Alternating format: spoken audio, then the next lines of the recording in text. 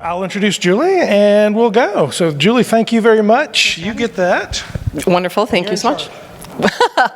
Well, thank you everyone. I'll welcome the panel up and introduce you as you come to sit down. Our panel today is all about bringing innovation to life in a collaborative way. And admittedly, that title is a little bit Pollyanna, it's a little bit sunshine, it's about a lot of happy results. But the conversation goal is really to get beyond that Pollyanna and get in a little bit of the nitty-gritty and what it actually takes to bring these types of sustainability initiatives to light. But before we start going through some of those questions, it is my pleasure to reach down gracefully and pick up my portfolio and then introduce the panel that is to my left. First, all the way at the end, we have Terry Bleecker, who is the SVP of Consumer Solutions from Fresh Texas. Terry is a graduate and the ambassador of the Culinary Institute of America, in addition to obtaining a master's degree in food science from the University of Illinois. He utilizes these skills in developing unique and innovative products and sold at retail and private label food businesses. He has made contributions in the food manufacturing for nearly 40 years. Welcome, Terry. Thank you. Next, we have Deborah Wolman, who is the VP of Innovation and Sustainability at Nature's Touch. She supports their sole passion in bringing tasty and high-quality frozen fruits to private label partners to their consumers across the country and world.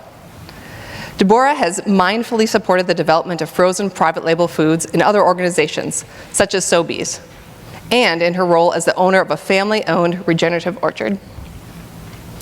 Next, from the Thrive team, just next to me is Lisa Schilling. She's a product innovator from Thrive Market. She's passionate about the environmental and sustainability and motivated by the opportunity to create and manage programs that truly bring organic products, make them accessible and affordable for everyone. Prior to joining the Thrive Market team, Lisa furthered private label sustainability efforts at Whole Foods and Aldi. Welcome, Lisa. And next to Lisa, we have Schmid, a fellow product innovator supporting private label development and value for all. Prior to joining the Thrive Market team, Ali held exclusive brand roles at Whole Foods. Welcome, Ali. Thank you. Now, as a very brief test of technology, everyone is going to take a moment to briefly introduce their organizations and their priorities of sustainability. So we'll start with the Thrive team. Yeah, so Thrive Market is a e-commerce based grocer that has a commitment to healthy and sustainable grocers for all. We're also the largest U.S. grocer that is B Corp certified. Yeah. In addition, we really focus on providing healthy and sustainable foods to everybody.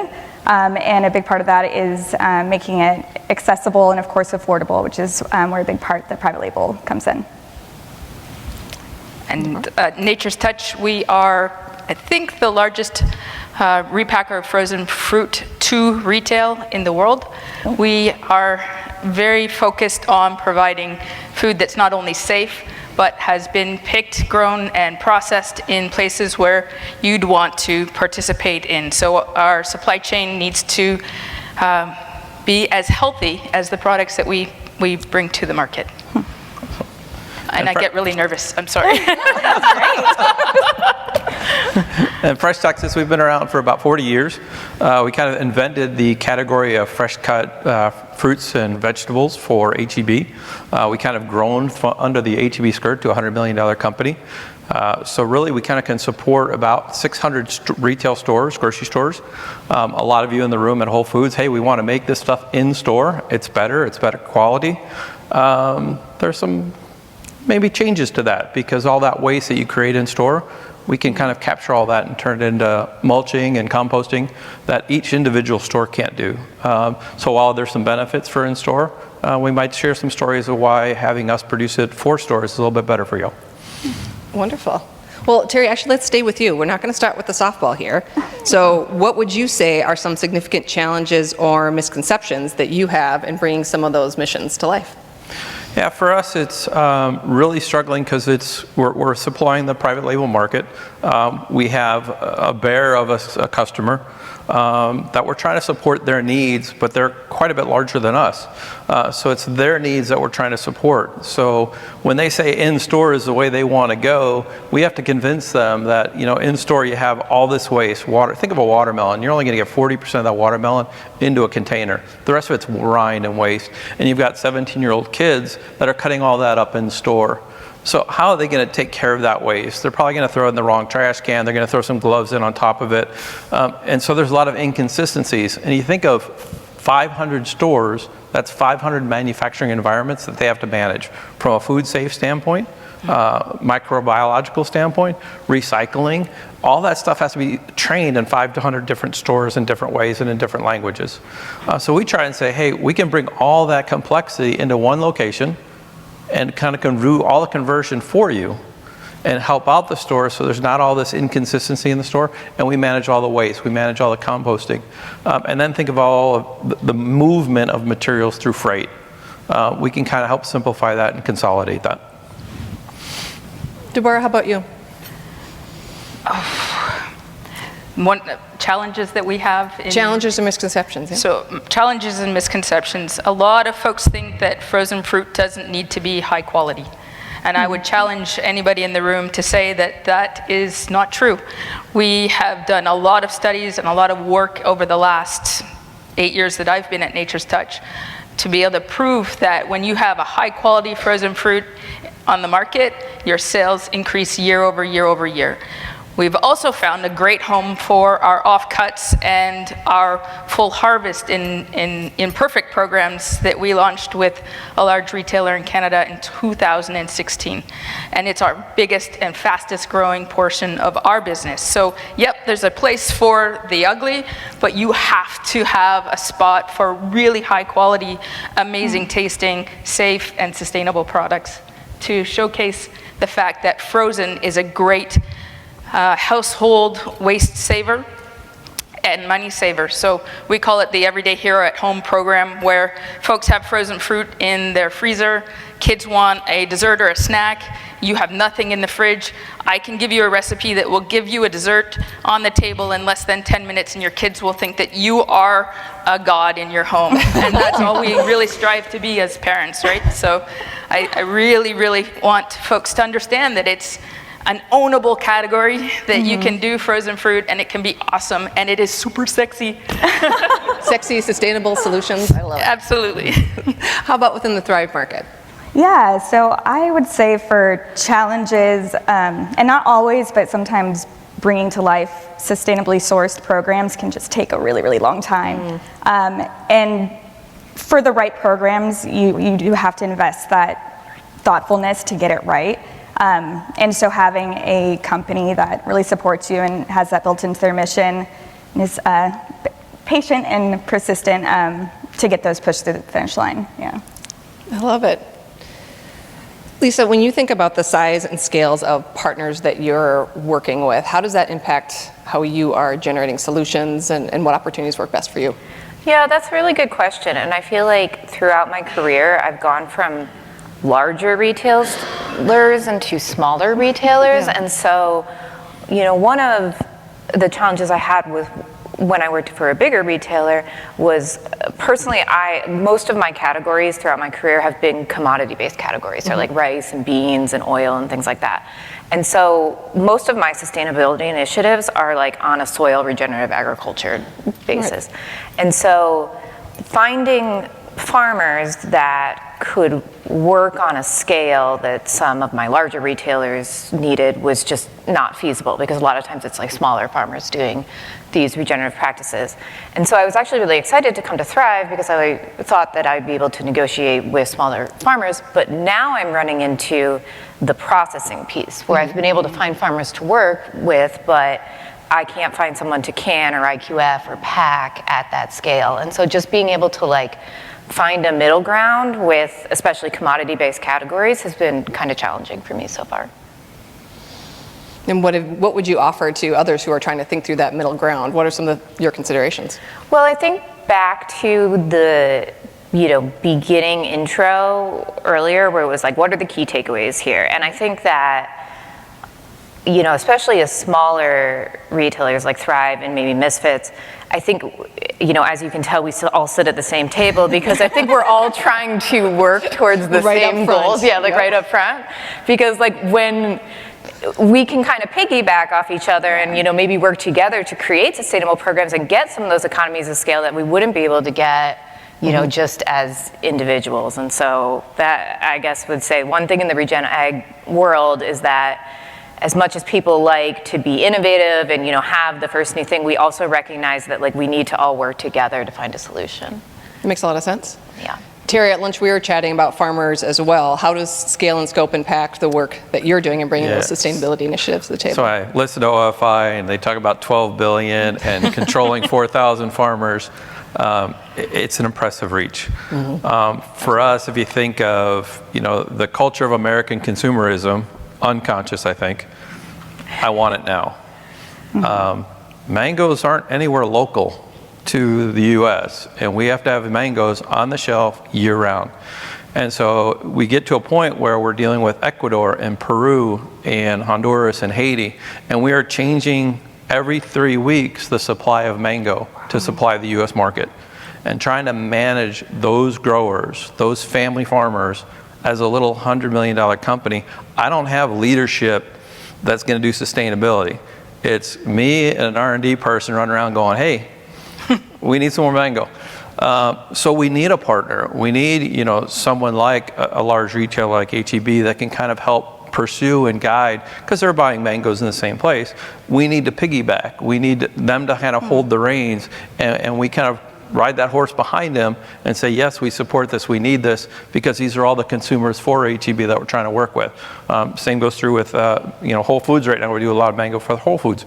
Same issues. How do we kind of use these bigger retailers to help us, because we're just too small to make an impact on these growers throughout all these countries. Deborah, I saw you nodding along a fair amount. What would you add? Thank God I'm frozen.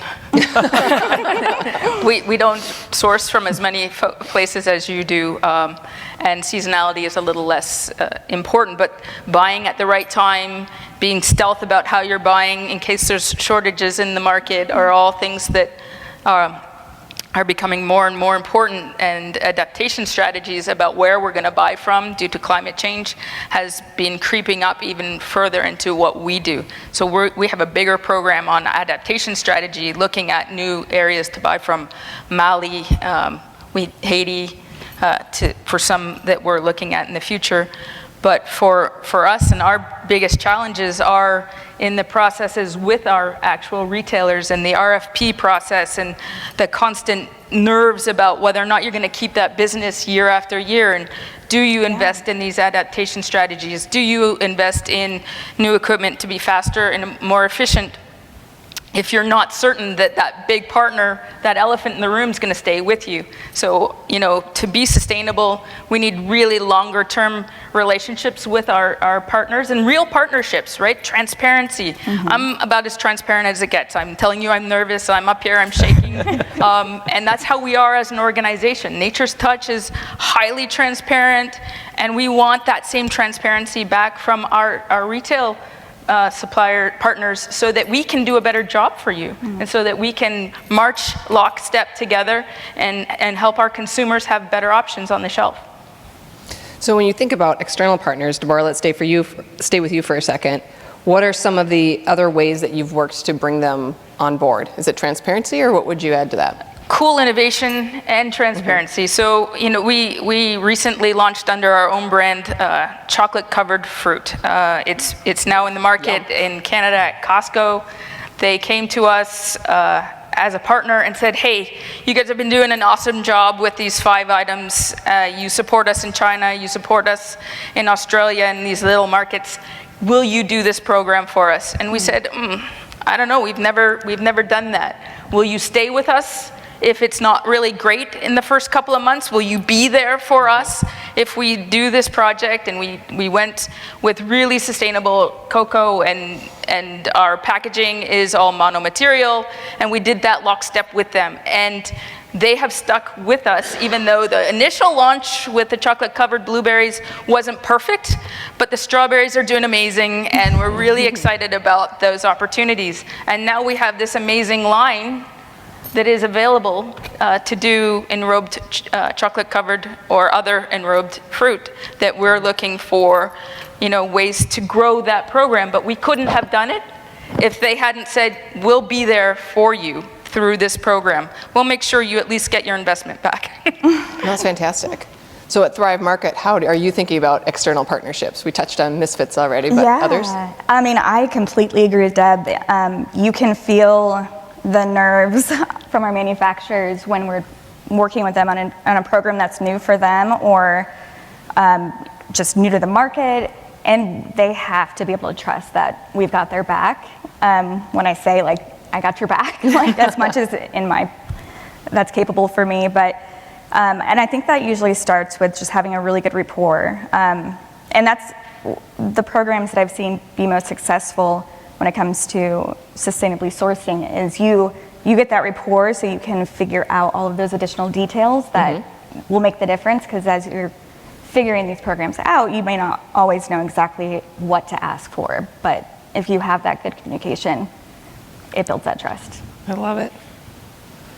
Speaking about being transparent and building trust, earlier today we heard Christopher talk about the fact that we're seeing some sustainability initiatives slow. And some of that's concerns around the economy, some of that's concerns with gotcha moments. But when you don't have the perfect solution, what is your perspective on how to move forward? What do you think, Terry? For us, it's trying to find little wins in a difficult environment. We had a situation where, for those that buy kebabs, skewered vegetables on a tray, we were doing a lot of work when they're just on foam trays. Black foam trays are 2 cents, not recyclable. To switch to a clear trays that are recyclable are 14 cents. Now we've got to tell the consumer in an environment that it's hard to spend dollars right now, hey, we're going to increase the cost of the kebabs for you because we want a recyclable tray. And the customer is like, man, I don't know if we can absorb the cost of that, and the consumer is going to take that cost. And so it took us about 6 months to finally convert the customer to go to a clear recyclable plastic tray. And it was only because some of their initiatives were about sustainability as well, and it kind of meshed. We said, okay, we'll figure it out. It's going to be more expensive. I mean, the clear tray is 7 times more expensive than foam. We get it on shelf, and we started getting some interesting feedback from the consumers. It's like, man, that black foam tray, when I took the kebab out of there, the mold was hiding there. Those guys were hiding the bad vegetables, and I couldn't see it. And now the clear foam tray, they can turn it over. They can see all the vegetables, 360, and they're all perfect. And it was like, nah, it wasn't us. It was just you left it in the fridge probably for about an extra week. So there's small little wins that we have to do for sustainability that do take a little bit of time to educate our customer that these can work. And there is some appeal to it. A little bit earlier from the Klinsman teacher, that extension of shelf. When they make stuff in store, it's 3-day shelf life. When we make it and sell it to the store, it's got a 9-day shelf. So there's some need that we can extend shelf life, extend that length of that age of that produce that's going on shelf, just because we're handling it cleaner, better, safer, it's better quality. Earlier, the quality of the materials is much more important and much more valuable to extending shelf life. So those are little wins we're shooting for. I love it. How about at Thrive? What are some of the perfect, being the enemy of good, opportunities that you've worked through? I guess a lot of that has to do with our communication around avoiding greenwashing, like Morgan said, for Misfits and stuff too, because we really do try to source, as sustainably farmed and as sustainable packaging as we can, but we try really hard to be transparent, with our customer base, but still able to support the farms that make the claims, especially if they're like going through a transition, like a farm is like trying to become regenerative or, switch, that we really try hard to, celebrate the advances that the farmers are making and the packaging advances that we're making, as opposed to just being like, it has to be here or nothing. Yeah, it's nice at Thrive too, because we have the flexibility of being e-commerce where we can launch when we need to. Yeah. So if there's a supplier that, you know, is not quite organic certified quite yet, we can give them that space to get there without the pressure of, you know, like a full reset. So I hear you saying make use of the channel, the space that you're in and the partners that you have. How do you really instill that open communication when you're asking for news that might not be perfect and pushing that through all of your partnerships?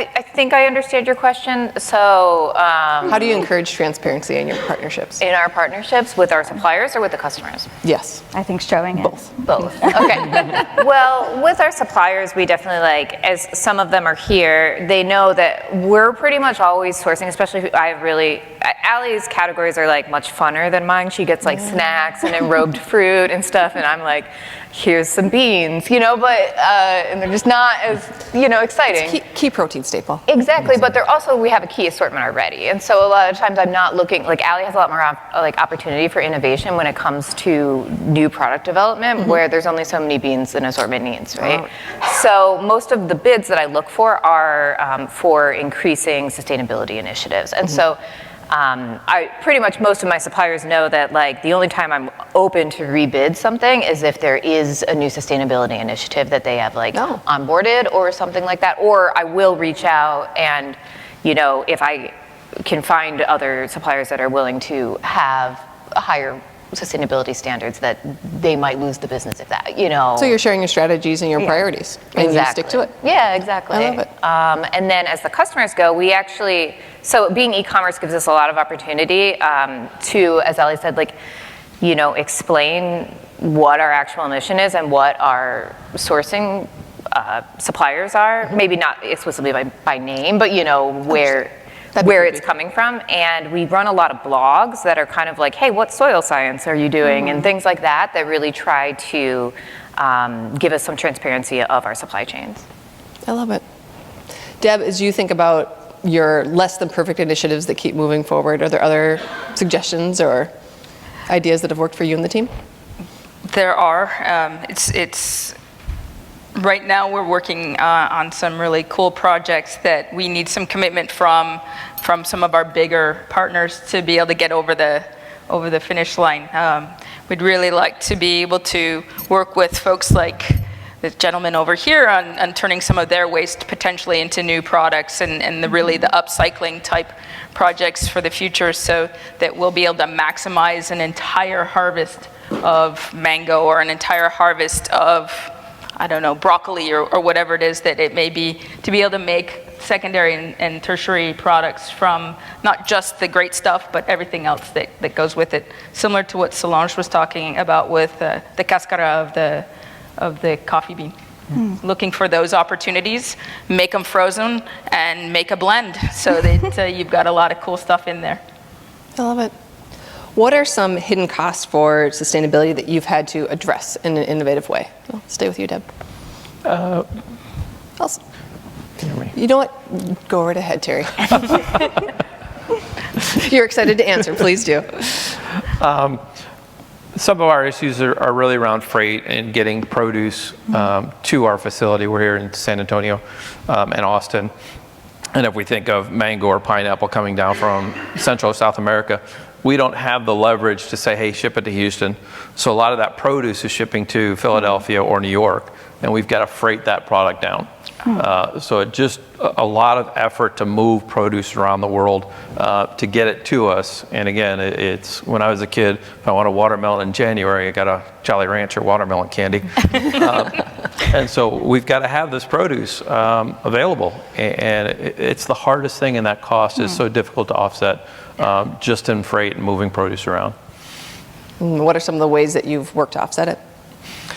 So the hardest thing for us now is really convincing and try and commingle people in Texas that are our competitors to say, hey guys, how do we partnership and get container loads to Houston so they're not moving to New York and then from New York down. And it's the biggest challenge when you're asking a competitor, hey, you want to work together? And they're like, nah, you guys are hiding something from this isn't real. And you almost, again, you need that bigger person to kind of collaborate the group together and say, hey, we're all going to do this together. The retailer, the three suppliers are all going to commingle and say, hey, we can take a full container of produce from South and Central America and split it up and divide it. There are some very easy tools to that, but it is so complicated because everyone thinks someone else is out to get you. And it just, no matter how transparent we try to be, you're trying to get me. I don't trust it. What's your agenda? What's your agenda? Yeah. Deb, what would you add to that? Well, for us, the biggest challenge, I would say, in the last 2 years is getting everybody to the finish line on monomaterial for our flexible films. We believe strongly that as a CPG company, if we can go lockstep with other CPG companies and we all commit to being in monomaterial on our flexible films, it will force the MRFs to actually recycle it. It's a great material, it has value. It doesn't have a lot of value when it's a multi-material, and it's really hard to recycle. But when it's a mono-material, it has value. When it's the right weight, it's the right size, and all of those different components. But it is slightly more expensive. It can be a couple of pennies on a product, and in COVID, those 2 pennies or 3 pennies were really, really hard to get across the finish line. However, now with EPR, and stewardship fees, we're able to show our partners that, okay, it's a couple cents here, but you're going to save a hell of a lot of money on your stewardship fees, especially with EPR. In Canada, I can speak more about it. From Canada's perspective, those stewardship fees are paid by the owner of the brand, right? So the big guys are paying really high stewardship fees, and now that they have a say in how the recycling system's going to work, you bet they will be recycled. And that they get to reduce their stewardship fees over time, right? That they'll get the value of that material as opposed to it just being a spend. So it may be a little bit more upfront, but there is a long-term plan, and I do believe in looking to the future and making sure that you're focused on that. And it sounds like that's been a compelling part of conversations you've had with your committers. What general advice would you put out there to teams that are struggling with moving sustainability initiatives forward within their organization? I'll start with the Thrive team down here. Yeah, I mean, I think Chris mentioned it earlier, but just start small, and if you see a small win, take it and just keep moving forward, because it can get really overwhelming. Yeah, and we also, I think, at Thrive have the benefit of our entire organization support sustainability initiatives. But even so, like, we did a presentation recently during our all hands that talked about what our sustainability standards actually were, and so many people, who were like developers and other things that had nothing to do with procurement reached out and were just so pumped about the initiatives that we were working on, and just you could see it invigorated the entire company. Oh, I love that. And I think that really helps push our initiatives along as well. So communicating internally as well. Yeah. It's a bit of a theme, it seems like. Yeah, exactly. Deb, how about you? What was the question again? Oh, of course. I was just about to say that again. What would you suggest for teams that are struggling to move some of their key sustainability initiatives forward as things to consider? I would say the same thing. Start small. Look for those wins that you can have as a company. Nature's Touch is doing zero waste to landfill as our big win for this year. So our largest manufacturing plant is going through the process right now, and we will be audited in October, November to see how we're doing against those goals. Now, I didn't think that I could ever think that a bale of manufacturing plastic was the sexiest thing I ever saw in my life. But when I saw our first bale last week, I was like, oh my God, that's amazing. And being able to tell the story to folks inside the company that, we've been sending a lot of product to landfill. Every box of fruit that comes into the plant to be repacked is in a carton with an HDPE liner. That HDPE liner is highly valuable recyclable material, and it's somebody else's feedstock for what they do. And it was going to landfill. So it is now no longer going to landfill, and it's going to one day make our exterior packaging for one of the products that we make. Because it's not touching the food. It's bag-and-bag programs, because we don't currently have EPR flexible film approval in Canada from CFIA. So this is the way I think we're going to get around being able to make our own packaging from our own waste. So really looking at that circularity, and some of the bigger own brand guys out there, I think that moonshot could be some of these types of programs where you're working with your MRFs and your EPR programs to say, okay, how do I take my internal consumers' waste and turn it into my packaging? I know it sounds like a bit of a dream, but if you don't dream big, you don't get to the moon. Yeah. Well, it's building on the theme of engagement and enthusiasm, and we haven't talked a ton about that today, so I love that. That's where you guys have seen some successes. How about you, Terry? Ambassadors, right? Getting ambassadorship within your own brand partners and within your own companies. Ambassadorship is the way that you make things move. If you don't have ambassadors for what you want to do, it just sort of sits there and it's Deb's project. It's not my project. It's our project, and you guys own it, and you're going to get the benefits from it one day. So that's why we get excited about ambassadorship. Awesome. Terry, how about you? Moving challenging initiatives forward, what would you suggest to teams that are struggling with that? Yeah, for us, it's, there's a lot of listening involved because, as we deal with a big retailer, you hear a consistent message, but not maybe articulated the same way from the different buyers within the retailer. And one thing we started picking up on is, the reduction in packaging of products that we're shipping to them. And it didn't take long for us to kind of figure out that the vegetable team and the fruit team and the meat plant team were all saying the same thing, but just with very different words because of how they were trying to message. And it really came down to, everything we ship over to them that's part of their in-store manufacturing or in-store collection, they just want less packaging and more produce. And we said, okay, we can get out of rigid plastic and go to large industrial 20-pound bags that's in a reusable crate. Now, internally we said this is probably a really bad idea because this is fresh produce floating around in a truck in an open crate that can be punctured and damaged, and food safety and micro, and we said, well, let's try it. And we ran it to 20 stores, and 20 stores is becoming 50 stores, and the product works. And we've taken out a lot of just pressed poly plastic on all these stores, and now it's just in a bag. The bag goes into their bag recycling program, the crate gets recycled, sent to a clean, and comes back to us, and we refill the crate. So it's little wins of just listening to the story of, okay, we know, let's try this with one group. Yes, it's working. Hey, you group, we did this at that group. You want to try it? Man, that's a great idea. Yeah, we'll try it. And now permeating across the retailer is the same idea. And it only occurred because we listened not to what they said, but kind of felt what they needed and gave them a solution. I love it. More of the communication theme. And testing, And testing. Testing it out, which is great. Love it. Well, we have a few more minutes. I'm curious if the audience have any other questions or themes that you'd love the panel to build on. Yeah, please. See that. I'll repeat the question. Okay. I promise. Lauren from How Good. We have talked a lot today with retailers that have, a perfect consumer market for sustainability attributes. And I guess my question is kind of twofold. One is, how do product developers or innovators or companies that have a value-priced consumer stay motivated in this area? And two, have customers that could potentially be turned off by communication of sustainability attributes or endeavors? Yeah, Thrive team. That's so.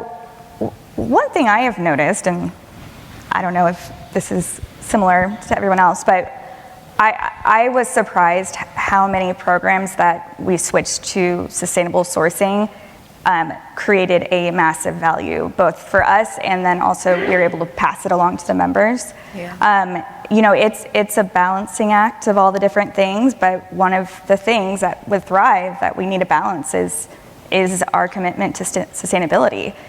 So I think our members expect that because it's always been our goal since day one, and so I don't think we're getting necessarily people that would be turned off by it.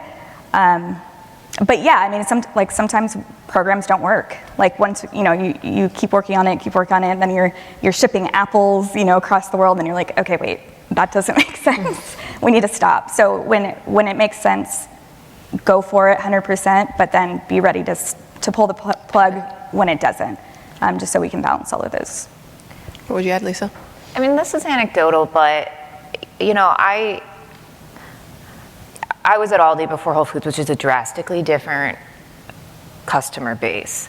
And I have an Aldi windbreaker, and people will like come up to me, even in Texas, and be like, Aldi rules. Like Aldi has such a cult following to it. And it's because it's like really affordable, and people love it. And I have family that lives in like rural Wisconsin, and all they do is shop at Aldi. And I think that as long as, like Allie's point, if you can create a program that is at a price point that is appealing to people, I don't know if the sustainability message would ever be off-putting to them, because I think that the affordability would be the driving factor of that.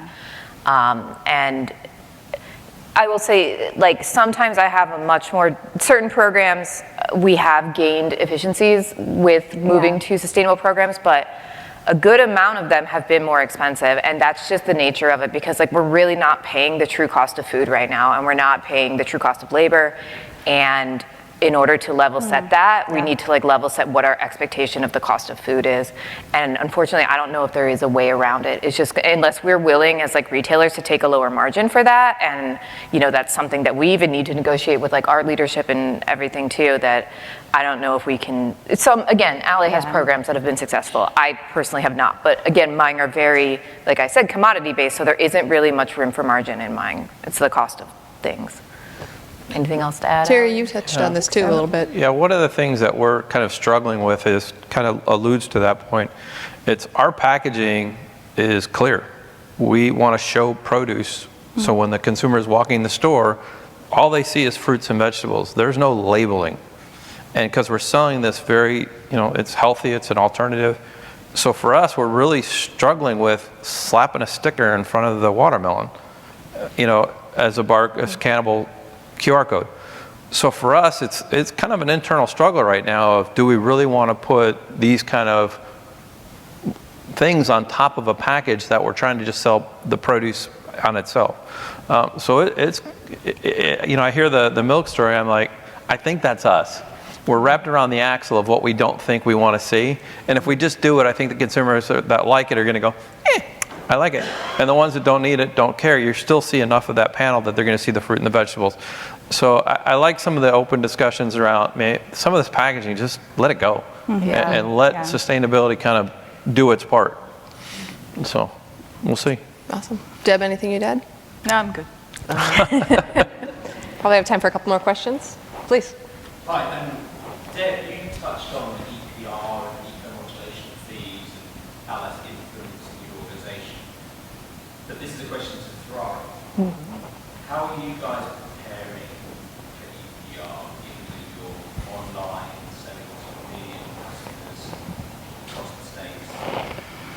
Yeah, I don't know if I have the answer for that. I'm sorry. That's kind of just outside of Allie and I's scope of work. Not to say Thrive doesn't have a policy on it, we just don't know it, I also was asking that question to myself.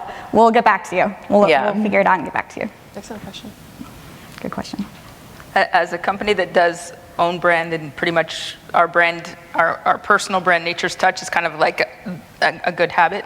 Own brand is our passion, and we're concerned about how we are going to do EPR and California. Will we need to change somebody's packaging because they sell not just in California, but they're a bigger company and they're across the nation, right? So these are things that got some great ideas for today, but it is definitely something of concern. And it's definitely going to be part of our conversation very soon. I guess is what we can say. And we want to know enough to be able to support the private brand category teams and the product developers and the brand managers and everybody along that chain. So we are open for conversations.